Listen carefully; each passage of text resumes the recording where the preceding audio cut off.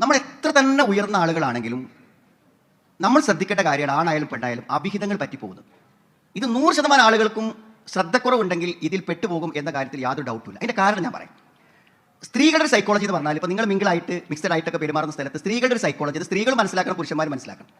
അത് ഒരു സ്ത്രീയും ഒരു പുരുഷനും തമ്മിലുള്ള ഒരു സാന്നിധ്യം, ഒന്നിച്ച് ചേരാനോ വർത്താനം പറയാനോ കൂടെ നിൽക്കാനോ അവസരം കിട്ടുമ്പോൾ ഒരു സ്ത്രീക്ക് ഒന്നും തോന്നൂല.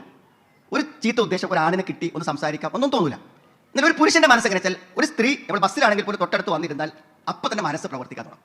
ഒരു പുരുഷന് ആദ്യ സമയത്ത് തന്നെ ഒരു സ്ത്രീയോടുള്ള താല്പര്യങ്ങൾ അയാളുടെ ഉള്ളിൽ പ്രവർത്തിക്കും. ഒരു സ്ത്രീക്ക് ഒരു പക്ഷേ ഇങ്ങനത്തെ ഒരു ദുരുദ്ദേശം പുരുഷനുണ്ട് എന്ന് മനസ്സിലാവൽ വളരെ അവസാനമായിരിക്കും. അതുകൊണ്ട് ഒരു സ്ത്രീ നമ്മളോട് സഹകരണ രൂപത്തിൽ പെരുമാറുമ്പോൾ അതൊക്കെ എന്നോട് കാണിക്കുന്ന ഒരു അവിഹിത സഹകരണമാണെന്ന വലിയൊരു തെറ്റിദ്ധാരണ പുരുഷൻ ഉണ്ടാവുകയും ആ നിലക്കുള്ള സമീപനത്തിലേക്ക് പുരുഷൻ മുന്നോട്ട് പോവുകയും ചെയ്യും.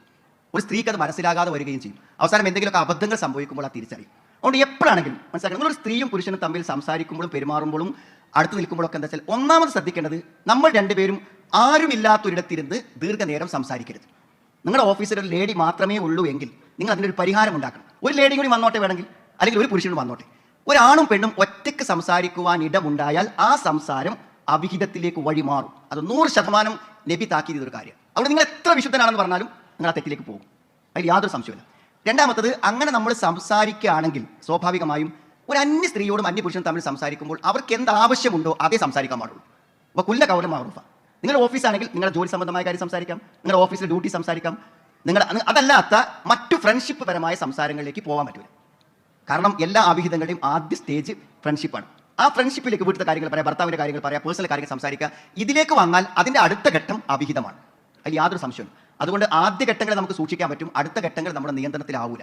അതുകൊണ്ട് ഈ സൂക്ഷ്മത നമുക്കുണ്ടോ, നമ്മുടെ കണ്ണിനെ സൂക്ഷിക്കുക, സംസാരത്തെ സൂക്ഷിക്കുക, എങ്കിൽ നമുക്ക് ആ നിയന്ത്രണം സാധ്യമാകും. ഇനി പെട്ടുപോയോട് ഞാൻ പറയാനുള്ള കാര്യമാണ്, ആർക്കെങ്കിലും അങ്ങനെ വല്ല അവിഹിത ബന്ധങ്ങൾ മനസ്സിൽ കൊണ്ടിടക്കുക, അല്ലെങ്കിൽ നിങ്ങൾ അങ്ങനത്തെ ചാറ്റിംഗ് ഒക്കെ ഉണ്ടെങ്കിൽ അവിടെ ഞാൻ ഉറപ്പിച്ച് പറയാം, നിങ്ങൾ അപകടത്തിൽപ്പെടും.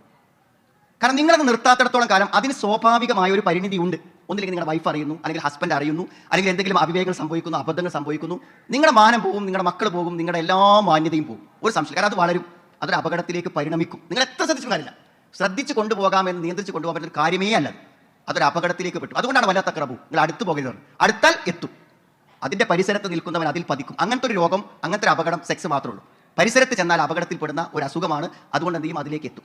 അതുകൊണ്ട് എന്ത് ചെയ്യുക, ഇത്രയും ഇന്നാ നമ്പർ ഉണ്ടെങ്കിൽ ഈ പ്രൊഫൈസ് കഴിയുമ്പോൾ നിങ്ങൾ ഡിലീറ്റ് ചെയ്യുക, ബന്ധം ഒഴിവാക്കുക.